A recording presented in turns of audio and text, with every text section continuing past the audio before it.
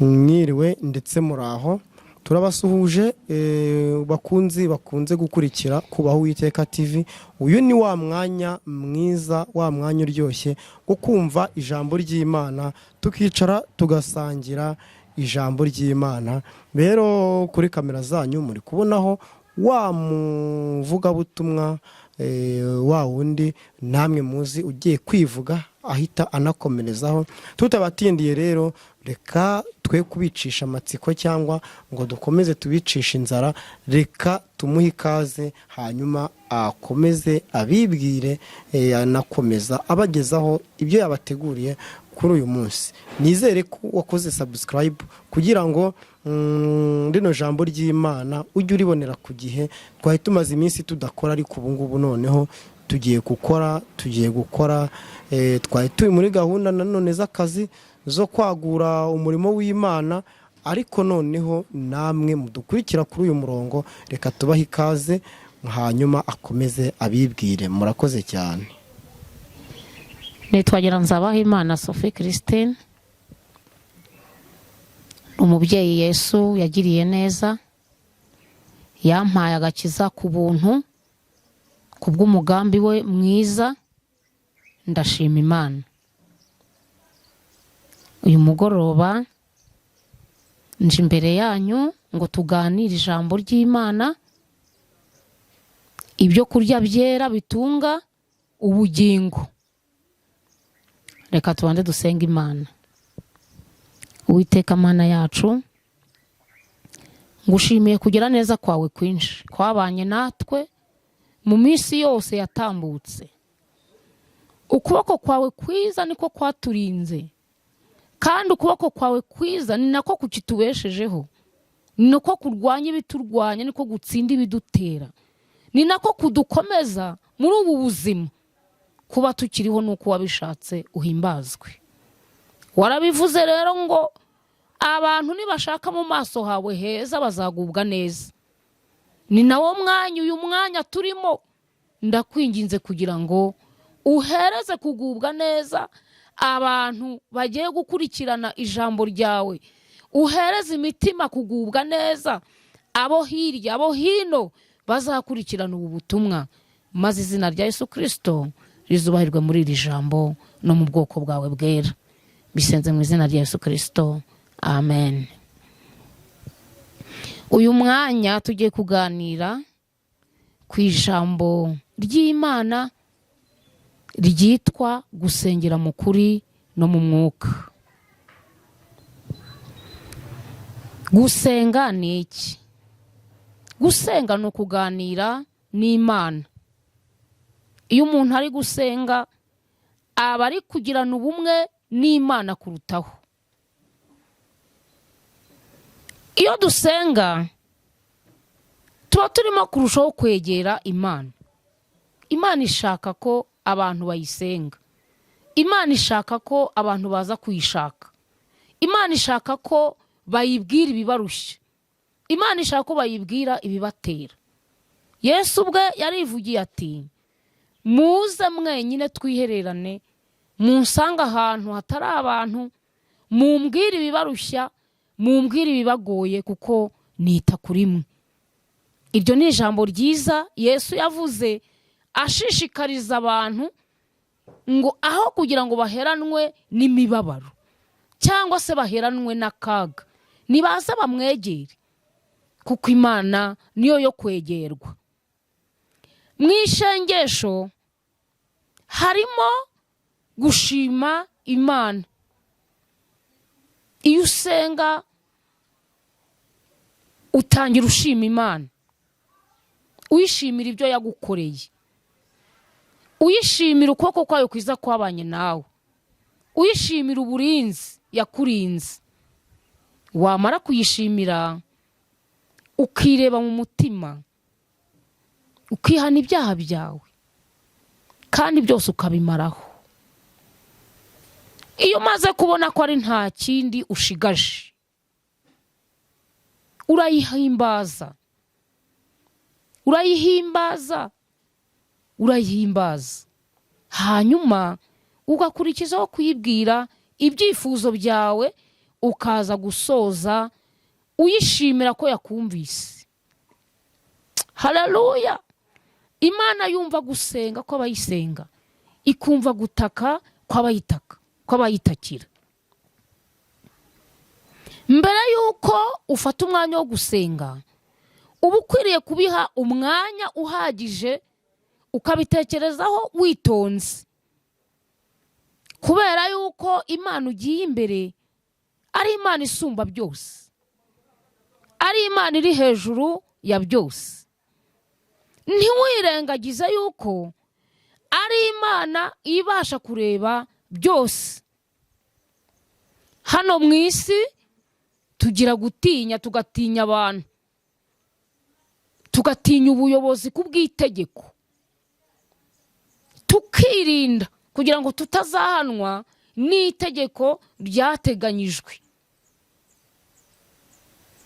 Iyo umuyobozi w'umudugudu agutumyeho, umuyobozi wo mu rwego rwo hasi mu nzego z'ibanze, ugira ubwoba ukamwitaba, ariko mbere y'uko umugeraho ukaba umaze kwibaza ibibazo birenga 1000. Ariko iyo umugezeho ukumva ari amahoro, ushima Imana ukiruhutsa. Ubwo dutinya abantu, ntitwari dukwiye gutinya cyane Imana yo ifite ubushobozi bwo kureba mu mitima. Twari dukwiriye gutinya Imana kubera ko yo ari yigerageza imitima. Yo ubwayo yarivugiye iti, nijye jyenyine urondora imitima nkayigerageza, nkitura umuntu wese ibihwanye n'imigenzereze ye, kandi uko imirimo ye yose iri ikiturwa nk'uko yagenje. Ayo magambo turayasanga muri Yeremiya ibice 17 umurongo waho w'10. Mbere yo gusenga rero, banza utekereze neza witonze, umenye ko ugiye imbere y'Imana ireba hose, umenye ko ugiye imbere y'Imana ireba byose, ikamenya byose, kandi ko Imana itari umuntu ngo yibeshye, cyangwa se ngo ibe umuntu ngo yicuze. Imana ni inyembabazi, Imana ni inyarukundo. Mbere yuko utegura kujya imbere yayo, wakagombye kubanza gutegura umutima wawe, ukamenya yuko Imana ari iyera, kandi nako n'abakwiye kuyisenga bakwiye kuyisengera mu kuri ndetse no mu mwuka. Kadusome amagambo y'Imana. Turasanga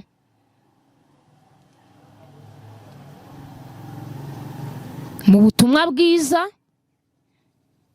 bwa Yohana ibice 4 ku murongo wa 21 kugeza ku murongo wa 24. Dusome twumva uko hatubwira. Yesu aramusubiza ati, mugore nyizera, igihe kizaza ubwo bazaba batagisengera Data kuri uyu musozi cyangwa i Yerusalemu. Dore mwebwe musenga icyo mutazi, ariko twebwe dusenga ibyo tuzi, kuko agakiza kava mu Bayuda. Ariko igihe kiraje ndetse kirasohoye, ubwo abasenga by'ukuri basengera Data mu mwuka no mu kuri, kuko Data ashaka ko bene abo ari bo bamusenga. Imana ni umwuka, n'abayisenga bakwiriye kuyisengera mu mwuka ndetse no mu kuri. Aya ni amagambo yavuzwe na Yesu arimo ari kuyabwira umusamariyakazi. Umunsi umwe Yesu ngo yiyumvisemo yuko akwiriye kujya i Galilaya, kubera yuko yari yamenye yuko abafarisayo bari baramaze kumenya ko abatiza abantu benshi kuruta Yohana. Arangije afata umwanzuro wo kujya i Galilaya, ariko aciye i Samariya. Nuko ngo agera ku iriba rya Yakobo, ariko ananiwe cyane yicara aho ngaho. Ni naho wa Musamariya yaje kumusanga, baramenyanye. Yesu abwira wa Musamariyakazi ati ntutuzi two kunywa. Ariko Umusamariya aramubwira ati kuri Umuyuda nkaba Umusamariya, ubundi duhuriye hehe uransaba amazi yo kunywa gute? Cyari ikibazo gikomeye. Abayuda banenaga Abasamariya. Icyo babahoraga nuko bari abanyabyaha, ntabwo bari bakijijwe.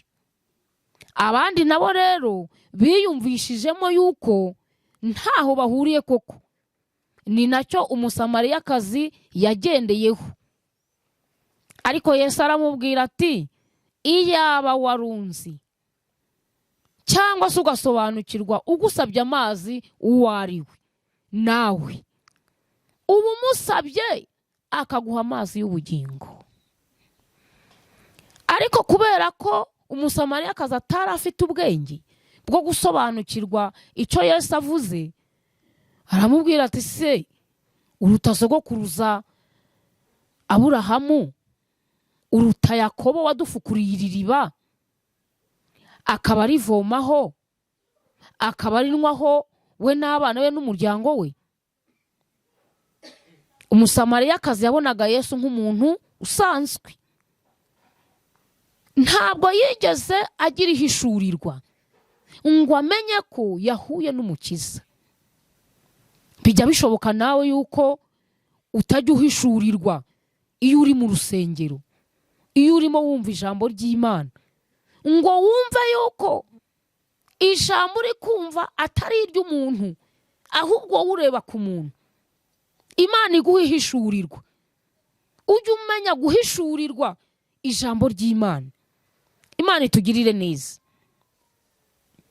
Umusamariyakazi yanga kumva, ariko akomeje kuganira na Yesu aza guhishurirwa ko burya yahuye n'Umukiza.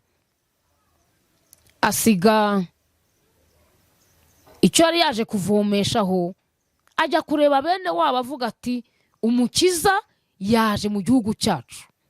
Imana itugirire neza. Haleluya. Imana ishimwe. Mu ijuru ngo impundu ziravuga iyo umuntu umwe yihannye, iyo umuntu umwe aretse ibyaha akaba asingiriye ubugingo, ngo mu ijuru impundu ziravuga. Imana ishimwe. Yesu niko kumubwira ati rero igihe kigiye kuzagera be batagisengera data kuri uyu musozi, cyangwa se be batagisengera i Yerusalemu. Icyo gihe rero Imana ishaka ko abayisenga bazajya bayisengera mu kuri no mu mwuka. Imana idufashe, Imana ifashe nawe, Imana igufashe kugira ngo ugire ihishurirwa, Yesu yinjire mu bugingo bwawe. Kuko ijambo ryayo ryaravuze ngo Yesu niwe kuri kandi ni nawe bugingo. Nta muntu ubasha kujya kwa se, ubasha kujya ku Mana atamujyanye.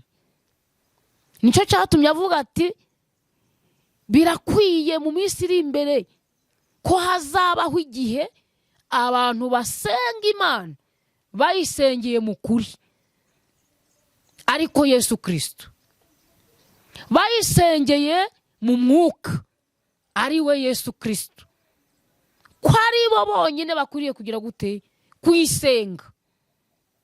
Imana itugirire neza. Gusenga, kudasenga mu kuri ni ukugira gute? Kudasenga mu kuri ni ugusenga ariko intego yawe ufite mu mutima yo gusenga ari ukwishakira ibintu cyangwa se ukegera Imana kubera ko ufite ingorane, kubera ko ufite intambara, kubera ko ufite ibyo ukeneye, ariko kukubona nta handi wahungira ugahungira ku Mana, icyo gihe uba usenze ariko udasengeye mu kuri, udasengeye no mu mwuka. Ntushengeshwa n'urukundo ukunda Imana, ntusengeshwa n'urukundo ukunda abantu bayo, ntunihishwa n'ibibazo abantu bafite, nta nubwo ujya imbere y'Imana unihira n'ubugingo bwawe, ahubwo usengeshwa nuko ufite intambara zikuri inyuma, zikuri iruhande, kugira ngo Imana ikugirire neza. Nyamara ijambo ry'Imana ryaravuze ngo tubanze dushake ubwami bw'Imana no gukiranuka kwayo, ibindi tuzabyongererwa. Imana izi ko tubikeneye, Imana izi ko tubishaka, kuko Imana ni umubyeyi wacu. Nk'uko umubyeyi mu isi cyangwa umukunzi wawe ashobora kukwitegereza akabona ko ukennye kandi akabasha kugukenura aciye mu nzira nyinshi, natwe abantu basenga Imana, natwe abayubaha, ni twebwe bana bayo. Imana nayo itwitegereza iri hafi, iri na kure, kugira ngo itugirire neza. Ahubwo irashaka imitima yacu, irashaka ubugingo bwacu, kugira ngo izaduhe n'iherezo ryiza, tuzabashe kugera mu bugingo buhoraho. Icy'ingenzi rero ni uburyo usengamo, ni uburyo usengamo kurutaho usengera. Birashoboka abantu benshi buriya bajya bagira ibintu bitwaza, bakitwaza amadini. Bamwe bati ni twebwe dusenga mukuri, abandi bati bariya bo ntibasenga, abandi bagashingira ku minsi, abandi bagashingira ku myizerere. Ariko noneho Imana dusenga ni imwe, ni Data wa twese mwiza. Umuririmbyi yamuvuzeho aravuga ati ni Data wa twese mwiza uzi intege nke zacu. Niyo mpamvu adukuyakuya ku manywa na nijoro kugira ngo aturinde Satani. Ntabwo umuririmbyi yigeze avuga amadini. Igihe Yesu yavugaga ati muze munsanga ahantu hatari abantu, mumbwire ibibagoye, mumbwire ibibarushya, ntiyigeze abwira abantu ngo bamusange mu idini runaka, ahubwo yavuze yuko bamusanga ahiherereye. Haleluya! Yesu yavuze ko bamusanga ahantu hiherereye. Yesu yavuze yuko uza ukamusanga, ukamwegera. Wamusanga mu butayu, wamusengera iwawe mu rugo, wamusengera mu rusengero, wamusengera no mu nzira. Icy'ingenzi ni uko umutima wawe uba utunganiye Imana.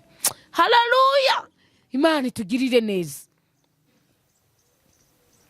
Gusengera Data mukuri ni iki? Ni ugusenga werekeje umutima wawe ku Mana gusa. Ni ugusenga werekeje umutima wawe ku Mana gusa. Dawidi niwe wavuze abwira abantu, aravuga ngo usengeshe umutima wawe wose n'ubwenge bwawe bwose n'ubugingo bwawe bwose, kandi we kwishingikiriza ku buhanga bwawe, kuko Imana ireba mu mutima, yamara kuhagenzura ikumva n'ibyo uvuga. Imana itugirire neza, kandi Imana yacu iduha umugisha. Hari ibintu rero abantu bakunda kwishingikirizaho iyo basenga.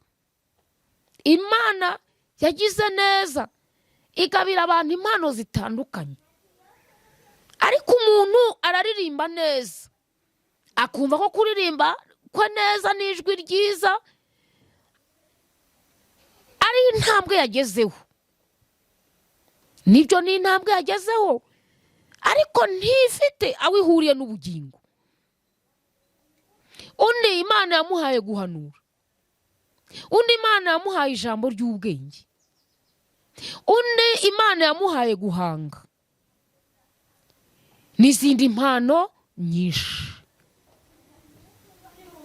Niba warahawe iyo mpano ariko uyu munsi ikabikorera muri wowe, ariko umutima wawe udatunganye, urimo uri gusengera mu mubiri, ntabwo uri gusengera mu kuri, kubera ko ibyo ukora ntubikorera mu izina rya Yesu Kristo. Ijambo ry'Imana ryarabivuze, riravuga ngo abasengera Data mu kuri no mu mwuka niba Imana ishaka yuko bayisenga. Kandi hariho izina twahawe mu isi kugira ngo turisengeremo, ndetse umwanditsi wanditse Bibiliya we yaravuze ngo uzambaza wese mu izina rya Yesu azakizwa. Haleluya, Imana ishimwe. Uzambaza wese yambaje Imana mu izina rya Yesu Kristo azakizwa. Haleluya. Ese azakizwa iki? Azakizwa imibabaro, azakizwa ibyaha, azakizwa akaga, azakizwa intambara, azakizwa urupfu n'ingorane zindi. Muri Yesu Kristo Imana idukiza n'ubukene. Haleluya. Rero ijambo ry'Uwiteka ryarabivuze, riravuga ngo umuntu wese uzambaza mu izina rya Yesu Kristo azakizwa. Imana itugirire neza. Gusengera mu mwuka ni ugusenga Imana n'umutima wawe wose. Dusome ijambo ry'Imana, turasanga muri Matayo ibice 6 ku murongo waho wa 5. Twumve uko Yesu yigishije abantu gusenga. Yesu yabaye mu isi, kandi Yesu ari mu isi abantu barasengaga, akabitegereza mu mitima, akareba uburyo bafata Imana, akareba uburyo bayisenga, asanga ibyo bintu ntibyuzuye. Niyo mpamvu yashyizeho urufatiro rwiza rwo gusenga, atanga urugero. Haleluya. Reka dusome mu izina rya Yesu. Turasoma Matayo ibice byaho 6, duhere ku murongo wa 5 dusome tugeze ku murongo wa 13. Haranditswe ngo nimusenga ntimukamere nk'indyarya, kuko bakunda gusenga bahagaze mu masinagogi no mu nzira ngo abantu babarebe. Ndababwira ukuri yuko bamaze kugororerwa ingororano zabo. Wehoho nusenga ujye winjira mu nzu, ubanze ukinga urugi, uhereko usenge so mwihereranye, kuko so ureba ibyiherereye azakugororera. Namwe nimusenga ntimukavuga amagambo muyasubiramo hato na hato nk'uko abapagani bagira, bibwira ko kuvuga amagambo menshi ari byo bituma bumvirwa. Nuko ntimugase nabo, kuko so azi ibyo mukennye mutarabisaba. Nuko musenge mutya muti: Data wa twese uri mu ijuru, izina ryawe ryubahwe, ubwami bwawe buze, ibyo ushaka bibeho mu isi nk'uko bibaho mu ijuru. Uduhe none ibyo kurya byacu by'uyu munsi, uduharire imyenda yacu nk'uko natwe twayihariye abaturi mu imyenda yacu, ntuduhane mu bitwoshya, ahubwo udukize umubi, kuko ubwami n'ubushobozi n'icyubahiro ari ibyawe none n'iteka ryose. Amen. iryo ni isengesho Yesu yigishije abo mu isi gusenga. Nk'uko twabibonye haruguru, gusenga ni umushinga. Gusenga ni ibintu utabasha guhubukira. Gusenga si ibintu utekereza aho ugeze ngo uvuge ngo ngiye gusenga. Urabanza ukabitekerezaho, kuko gusenga ni umushinga ubyara inyungu. Haleluya! Abasenze batubanjirije byabaviriyemo inyungu y'ubugingo, ndetse bagiye banesha intambara zo mu buryo butandukanye. Yesu rero yaravuze ngo weho nusenga ntukajye ku gasozi, kugira ngo abantu bakunde bamenye ko usenga. Ntukabyereke abantu, ngo ahubwo uzinjire mu nzu yawe. Haleluya! Inzu yawe bavugaga se ni iyihe? Inzu bavugaga ni umutima. Ni umutima wawe. Banje winjire mu mutima, wirebe. Haleluya! Numara kwireba, ubanza utunganye umutima. Nubona nta gisige nta rubanza, uhereko ubwira Imana, kuko Imana izakumva.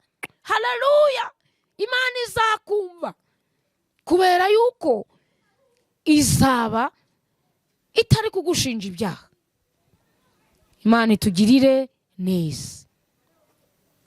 Hanyuma numara kwinjira mu mutima, uyibwire ibyo ukennye, uyibwire ibyo ushaka, uyibwire inzira zawe, uyibwire ibyo ukeneye byose.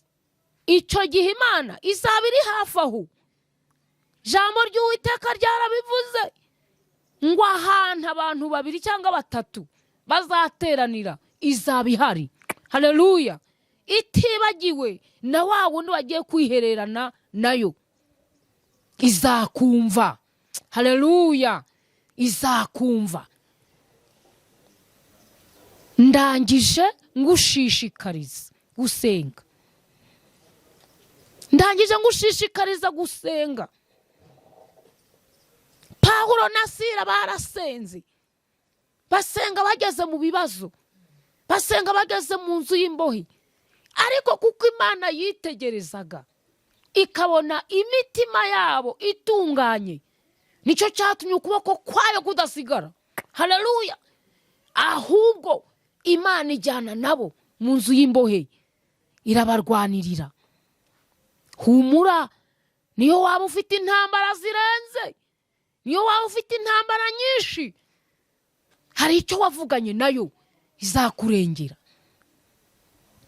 Saduraka, Meshaki na Abedenego basenze Imana, kubera ko ab'icyo gihe babashinjaga kutubaha ubuyobozi bwariho. Ariko Imana yitegereje mu mutima, yibuka ko bigeze barahira indahiro, baravuga ngo ntituziyandurisha ibyo kurya by'ibwami n'imirimo yaho mibi. Imana iri mu ijuru iba yitegereza intambara uhura nayo, ikitegereza n'abazigushoraho. Ariko Imana ihora ihoze. Humura, kiranuka gusa, Imana izakurengera.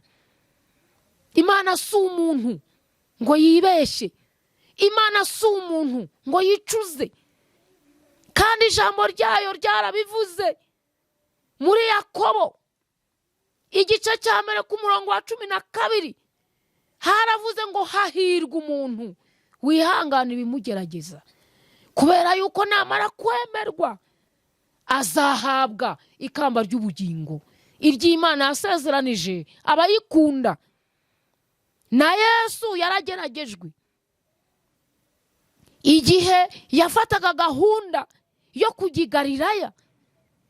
Yatinyaga cyane yuko abafarisayo bazamubamba igihe kitaragera. Nicyo cyatumye yerekeza i Galilaya avuye Yudaya, aca aho i Samariya, ari naho yahuriye na wa Musamariyakazi. humura, na Yesu baramushinje. Imana izakurengera. Tunganya umutima wawe, tunganya umutima wawe gusa, ujye imbere y'Imana uyibwire ibyo ukeneye, kuko Imana ireba ibyiherereye izakumva. Reka dusenga Imana. Uwiteka Mana yacu, tugushimiye ko uri mwiza, ubereye mwiza abakubaha n'abagenda batunganye mu mitima, ntuzabasuzugura. Umuntu wese wumvise ubu butumwa cyangwa uzabwumva hanyuma gutungana mu mutima, kuko ushaka ko abagusenga gusengera mu kuri no mu mwuka. Na Pawulo yarabivuze abwira Timoteyo ngo tugire umwete wo kwishyira Imana nk'abashimu, maze umuntu wese azishyira Imana nk'ushimwa, nawe uzamugororera kuko uri Imana itimana.